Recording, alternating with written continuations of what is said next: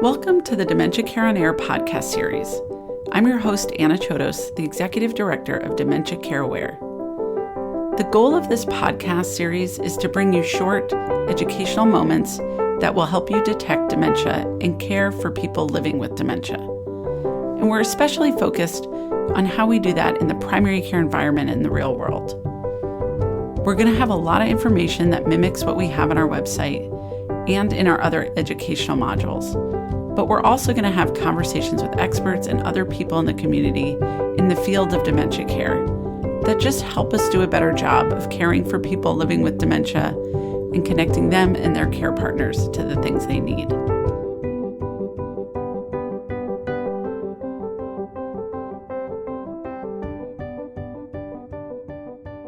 Well, wonderful. I'm so pleased to be joined once again by Dr. Elena Tsoy, who is an assistant professor at the Department of Neurology here at the University of California, San Francisco, and who practices clinically, is clinical neuropsychologist at the Memory and Aging Center here at UCSF. So welcome so much. Thank you for joining us again to go over your webinar topic and content that we went over. And so people can reference that and go back to that if they wish.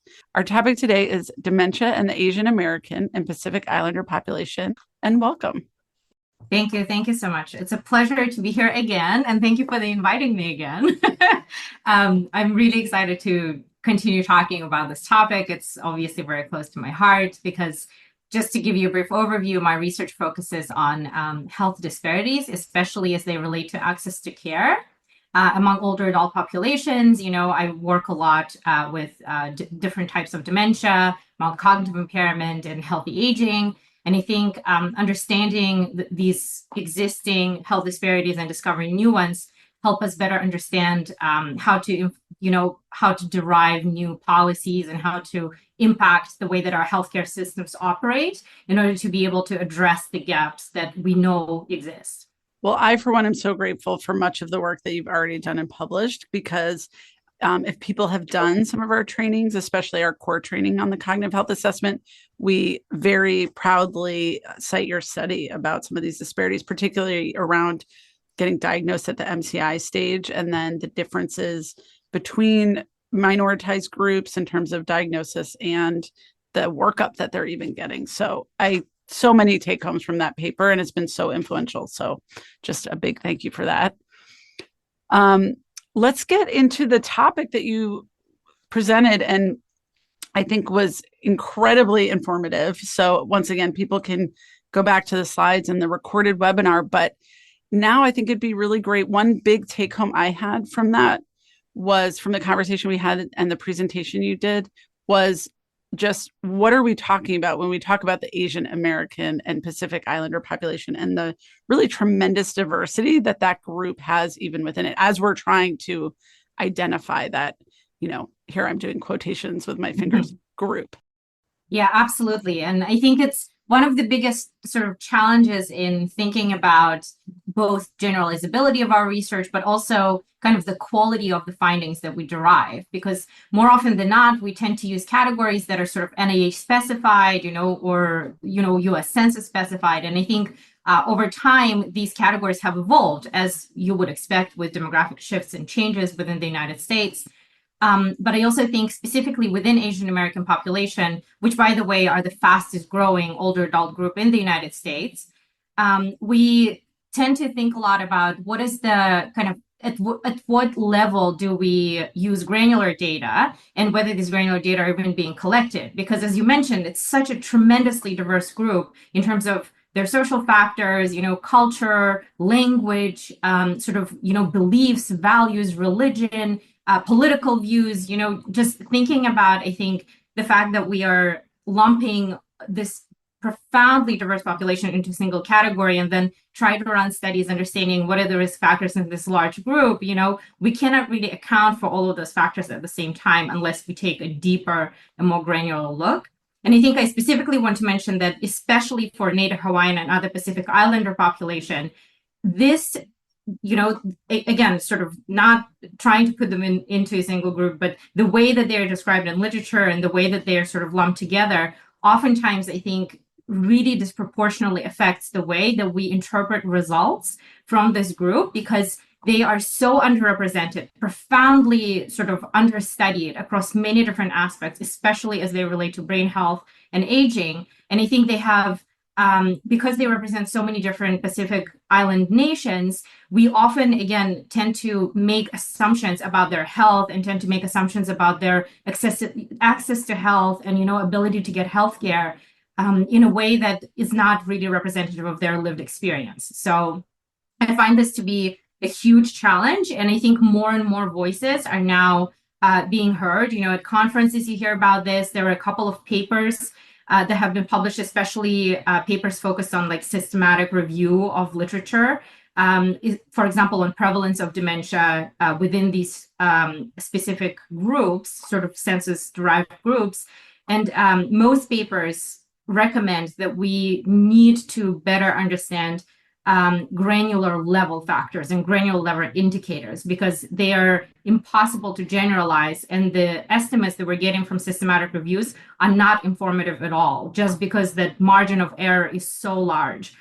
Because again, there's likely so much within group diversity that it might be even more diversity within group than between groups if you compare Asian Americans as a whole to, for example, non-Hispanic whites. Thank you. That was really helpful. And also to call out that particular population. I know here in the Bay Area, we do have like so few that I know when we're just doing our own quality improvement initiatives and data, it's like pretty hard to draw conclusions from some of the information we get because it's just these small numbers and how do we really improve care? So with this very, diverse within the group, how do we think about things like addressing risk factors or brain health, for example?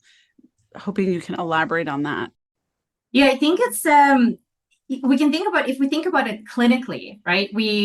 I think patient-centered care is key to, or person-centered care is key to all the decisions that we make, right? It doesn't matter what color skin what is the color of the skin of my patient or what language they speak. But I do know that if they, for example, if they're immigrant or, they don't speak English as their first language, I, as a clinician, always think about, what was their journey, right? How did they get to me? Do they actually have comprehensive care? Did they have laboratory studies that help me rule out certain causes? So I think it's a kind of a similar process where even though we have limited data, we likely think that, there are certain established risk factors because the underlying biology of all humans is similar, right? So if we have established that a high burden of vascular risk factors impact brain health, then it is likely to be impacting brain health across all of these populations. I think the very important thing to keep in mind is sort of constantly checking your bias, because I think oftentimes, especially when we work with AAPI group, right? If we just lump them all together and say Asian Americans and Pacific Islanders, and we presume that, on average, if we look at this population, they have higher educational attainment. On average, they have better healthcare insurance. But I think by kind of using that type of thinking, we make ourselves blinded to certain disparities within that group. Again, especially with the Native Hawaiians and other Pacific Islanders, there are profound disparities, even down to, life expectancy. They have the lowest life expectancy of all older adults living in the United States. And just by presuming that, I looked at the study and, overall it showed that they have greater life expectancy, I think is a huge mistake that we might be making as clinicians. So I think it's very important to understand each patient's journey, their individual factors, their own medical history, their engagement with brain health, their health literacy around dementia or cognitive impairment, and sort of work with each individual patient, especially if we are not as familiar with our culture. It's most important to sort of establish that trust and relationship with the patient and their families so you can learn more about where they're coming from so that you can tailor your care to their individual needs. It's a good point because as you're saying, the risk factors are similar. What we really need to understand is what has this person's life been like and what have some of those risk factors been, and that might help us understand how best to target our recommendations and our screening and, how best we can help that person. Certainly it resonates with my practice, like in terms of clinical setting, I should say, where I am, because most of our older adults are foreign born. And so Mhm. it does make a really big difference to ask, tell me a little bit about your life when you immigrated and why. And because those stories are not just formative to them as a person, but really speak to, what opportunities they've had, where they've been.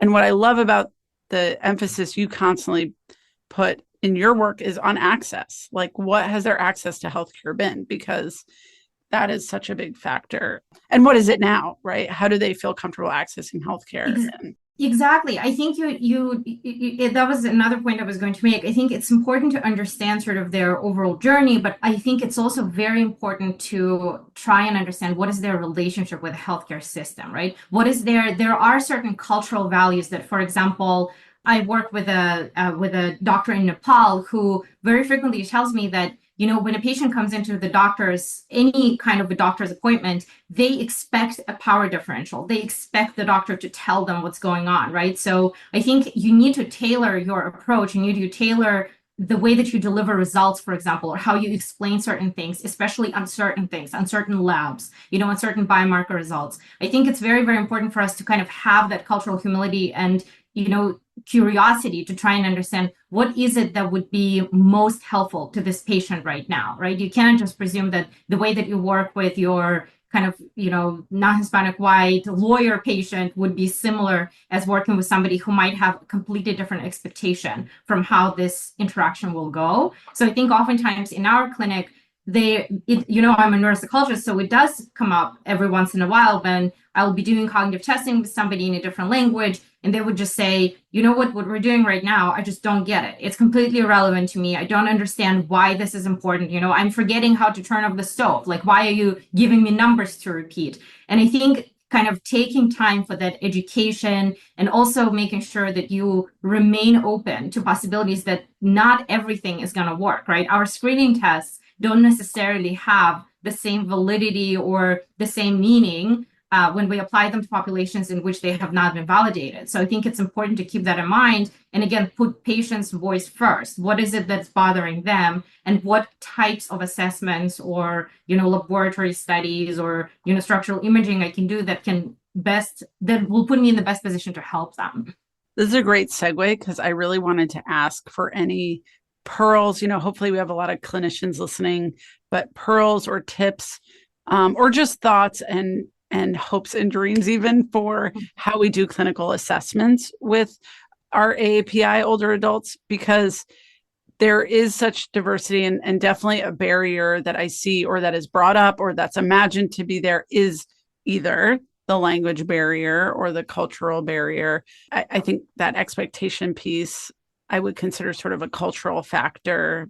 And you really had some great information during the webinar. So I'll let you share some of that again about how you sort of think about this. And I'll just share really briefly also that when we have an in-person interpreter who knows how to work on this particular part of the exam and with us as a clinician, and also really knows how to work with older adults, I just can't even describe the difference it makes to the kind of clinical assessment we can get, because very often they'll give us contextual information about how the patient's responding, not just the words they're saying, not just interpret the words.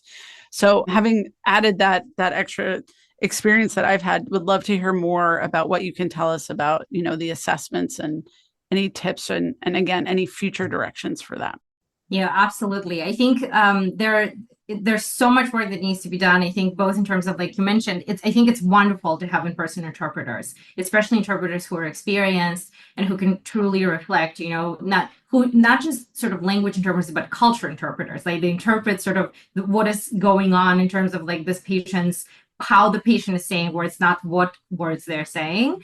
But I also think at the same time, when you work with interpreters, it's also extremely important for you as a provider to be asking the right questions, right? Because when you're just like what we talked about, not just because a person doesn't speak English doesn't mean that they are not fully aware of their health, or doesn't mean that they are not engaging with the healthcare system in the way that we expect them to. So I think it's just important to be very person-centered. Again, ask questions, ask follow-up questions, understand their history, understand their current stressors, understand, for example, anxieties. I think oftentimes, especially when we work with immigrant population, we have to keep in mind the the effect of stigma and stigmatization, especially of mental health. This goes beyond just cognitive impairment. I very frequently work with older immigrant, especially women, who deny symptoms of depression. They say, no, I'm not depressed. I don't think so. But then when they actually start telling you their story and how they feel disconnected, they feel lonely, they don't have,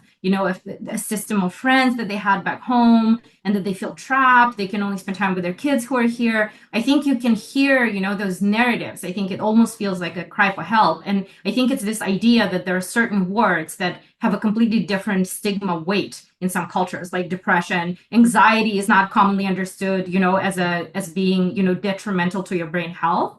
And so I think kind of asking those questions in a way that is very patient friendly, that is culturally sensitive, is important, because we know that all of these factors can impact their cognitive performance, that can impact their brain health. And most importantly, we have therapies that can help, right? That can help address these issues. And I think another important thing for me, as I learned most of it when I moved to the Bay Area, is sort of really there are resources out there. There aren't that many, but there are community organizations, fantastic kind of caregiver support services that are out there. We just need to connect with them. So I think one of the things that I do as a clinician is I develop and maintain a network of referral services. If there's, if I'm working with a Mandarin speaking patient, is there an organization that I connect them to, that they can feel kind of at home with? Is there a support group for Spanish speaking caregiving providers that can help alleviate the burden that they experience? So I think those are kind of very important things that you do from a more like care provision standpoint. But there are also considerations for doing assessments kind of when you're in the room with a patient. I think, first of all, of course, you want to consider their familiarity with the testing environment, especially if you're doing any kind of screening. If they've never done this before, or, it might make them feel, I think I oftentimes hear also, I promise you I'm not stupid. Like, I cannot answer this question, but I promise you. And I think it's really heartbreaking, because this is not the goal of my evaluation, right? But I think it's important to keep that in mind, and sort of the way that you ask questions, the way that you introduce the patient to what this assessment is, I think is incredibly important. I usually take about 10 minutes in the beginning just to walk people through, let them know that everybody has strengths and weaknesses. This is not like a school test. That you cannot fail this. Just, work with me. We're just trying to understand where some of the difficulties might be. And I think this kind of gives the patient opportunity to participate in this assessment with their agency, knowing that they can stop at any point, knowing that they're in charge of it. I think that's incredibly important, especially when you work with older adults who, again, may never had this type of testing or screening before. So, and then, of course, choosing an instrument is a whole other kind of question. There are many different instruments published. There's a lot of different modalities that people use. But I think among the most validated screens, of course, are MMSE, MoCA, MiniCog. You probably have heard all of those. And I think the most important thing in using those types of instruments in populations, again, in which they may have not been validated, is understanding the limitations of these tools, right? Because if you're asking somebody, let's say, for example, one of the questions might be, what county are we in, right? County is not a commonly known sort of phenomenon across many groups, especially in immigrant populations who may have come from countries where the concept of county does not exist. So they may have never learned that San Francisco City is within San Francisco County, within the state of California, within the United States, right? So they might not be thinking about it in the same way. So I think it's important for you as a clinician to make those clinical decisions around, do I think that the way that this patient responded to a certain question is valid? Do I actually think that this is truly reflective of their ability? Or is this an artifact of their, social history, or the way that they learned about certain things that I'm asking them for? That was such a great example and such a good point, because I think it actually ties back to why, as clinicians, we should be normalizing and alleviating some of the anxiety around testing. So I wanted to tie that to a point you just made a couple points before, which really, the way you sort of present and the way you said it, I think I must have learned it from another colleague in the past, but I learned that if we're about to embark on a quick cognitive test with somebody, so obviously I'm generally not doing a full neuropsychological test, but even if I'm doing a mini cog or a MOCA, I would say to someone, this is a quick check on your brain abilities and your ability to do certain things, but it's absolutely not a pass fail. It's just to kind of see what your strengths and weaknesses are.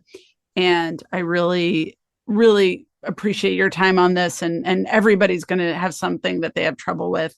And that's totally normal. So the most important thing is that you just try your best. Because if not, I've definitely seen people be so anxious they can't do it, any of it, or just so overwhelmed when something's not going well.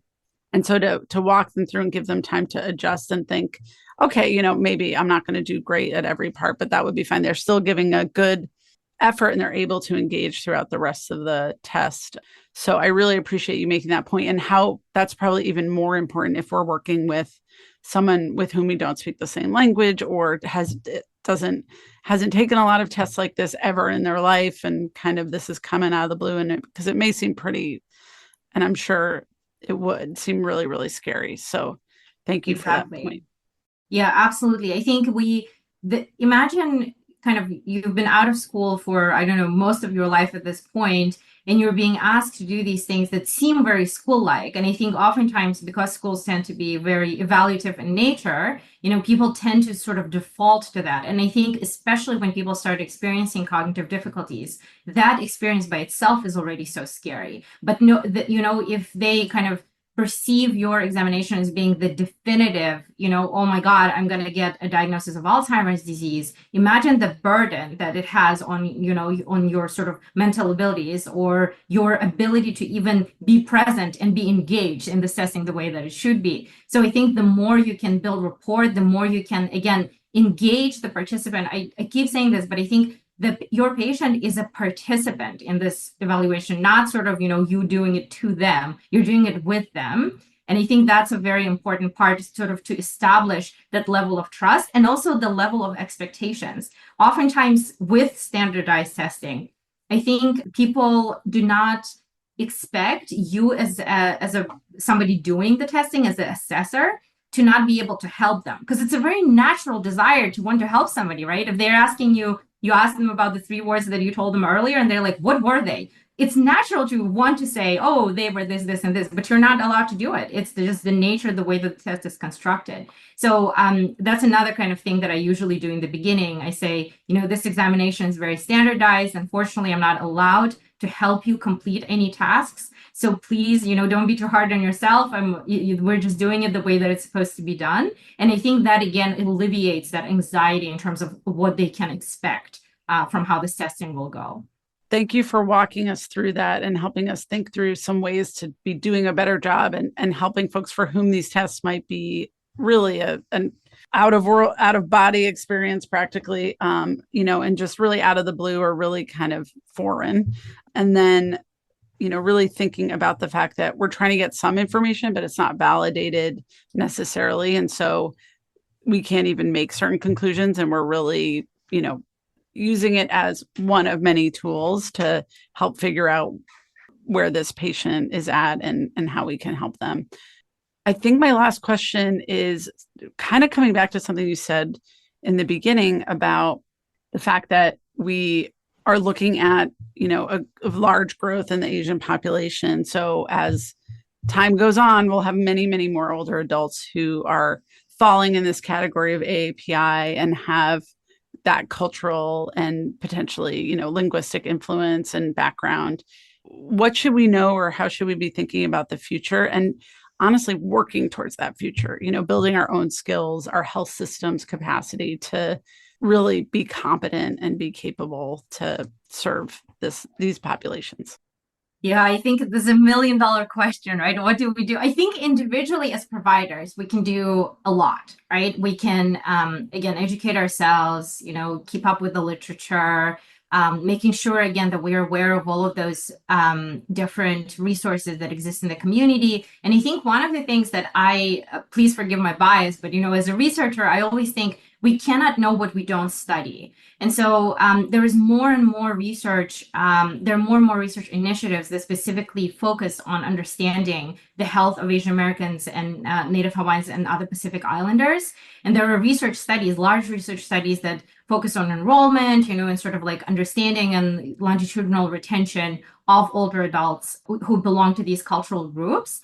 And I think if you have a capacity to maybe refer your patients, especially if they're interested, I think this is a huge contribution, not just in terms of like, how do we crunch these numbers over time, but really trying to understand these population specific factors that are important for us to address. Like one of the things that we really don't understand much about is the effect of bilingualism, right? We don't actually know. There are some inconsistent studies showing that, bilinguals have advantage on some cognitive functions and they have better reserve.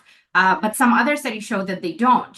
For example, some studies show that bilinguals on average have lower vocabulary in each of the languages that they speak compared to monolinguals for each individual language. But the idea, I think, that we are thinking about the future as sort of almost like that the future will be similar to where we are now, I think is very wrong. We will live in a very different world 50 years from now.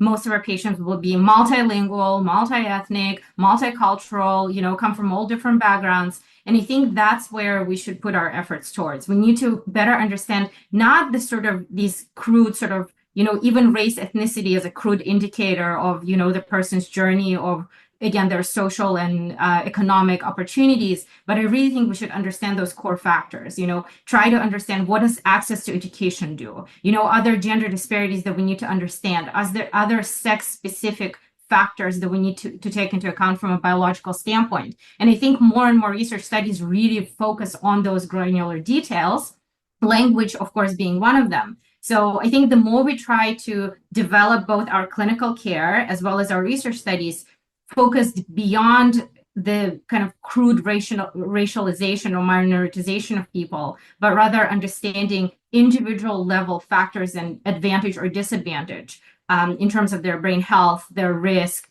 their progression, and most importantly, sort of like how, what their brain is going to be like in 10 years and 5 years, which is what our patients ask us the most, right? You do the assessment and they say, how am I going to be in 5 years? And I think all those models need to rely on individual level factors that I do not believe would differ across people who are Black, white, Asian, Hispanic. It really wouldn't matter, because what impacts the brain health are the things that impact all other aspects of health, like income, poverty, education, again, access to healthcare, the issues that we really should be focusing on more and more. Thank you so much. Where I want to leave it is like, do you have a favorite brain health maneuver or tip for clinicians, or something that like you wish all of us were doing more of? You've certainly given us really great advice about how to really care for these patients and the importance of access for everyone, but really for this population, which in many groups and subgroups is pretty disenfranchised. But yeah, do you have a particular brain health tip that you think is really important, and maybe coming out of some of this particular focus you've had in your research? Yeah, I think so interesting. In terms of brain health tip, I think my favorite thing to do is to actually, both sort of as a person and as a provider, is to learn. We do know that there are certain things that help maintain brain health, right? Like cognitively stimulated activities, for example, or moderate exercise, or certain types of diets. But of course, diet being one of the big talking points at different conferences. We all know, for example, that the MIND diet or Mediterranean diet are incredibly helpful for your health, maintaining your vascular health. What's good for the heart is good for the brain. But if you look at the actual ingredients that are a part of that, they are not always accessible, right? And many of those ingredients, especially if you're looking for organic food, grass-fed beef, how affordable is this diet is something that we don't talk about. And that is at the core of most people's experience, right? They don't necessarily, everybody wants to live healthy, but not everybody has access. And also there are many parts of this country that are complete food deserts, especially organic food deserts. So I think it's important for us to kind of understand the exercise that I like doing is sort of thinking through with the patient and their family, what are the things that they can do? Like I have a patient who I've been seeing for 3 years now, and her favorite thing to do, she has cognitive impairment. She might not recall what date it is today, but she absolutely is like a ping pong champion. Like she is so good at it. She's like known in her neighborhood as the ping pong champion. And I absolutely love it for her. She enjoys it so much, and kind of knowing that her doctor is telling her that this is good. This is good for her to be engaged because, again, imagine it trains her attention, right? It trains her physical abilities. It kind of helps her get out of the house and engage socially. So I think those are the things that I absolutely love. And I think as providers, you can always come up with something like this for your participant, whether they like doing something with their old cars, whether they like, crossword puzzles, whether they play Sudoku all the time. Those are all the different things that I think can be tailored individually. Because I think when we think about brain health maintenance, we think about strategies that can be maintained with sort of patients being motivated to do them. So if they enjoy them, they will continue engaging in this activity. Sort of that intervention is more likely to be successful. So that's kind of my favorite brain health. I'm not sure if it's a tip, but it's a really amazing activity to engage with the patient with for building rapport, but also to ultimately come up with something that can be useful to them. Definitely in geriatrics, we're highly trained or heavily trained to make sure to ask, what brings you joy? What do you enjoy doing? Like, let's get more of that, make sure Absolutely. it's stimulating. I love it. But I love that anecdote. Lovely. And I hope you'll share with me what neighborhood she's in, if appropriate, so I can go see her play. Amazing. Thank you so much, Dr. Tsoy, for the time and for this, really illuminating conversation, and appreciate it so much. Thank you. Thank you, Dr. Chodos, and thank you for leading this amazing program. I hope everybody gets a chance to check it out. And I think one thing that I also wanted to mention before we leave is sort of, I've been talking a lot about the limitations of these different screening instruments, assessments that we do, but I cannot stress enough how important they are. So I hope that people continue doing them. It's better to do something that is limited than not to do it at all, because that's, I think, a part of our overall efforts to increase detection and recognition of these disorders. And these tools, however imperfect they are currently our best instrument to do it. So I hope that I didn't discourage you to do these assessments, because they are incredibly important. And patients, I think, do find them, no matter, the anxiety that might be a part of their journey. I do think in the end of the day, kind of having either a definitive diagnosis or a treatment plan is much more helpful. And I think families really appreciate having that. Definitely appreciate that point as well. Thank you so much. Great. Thank you.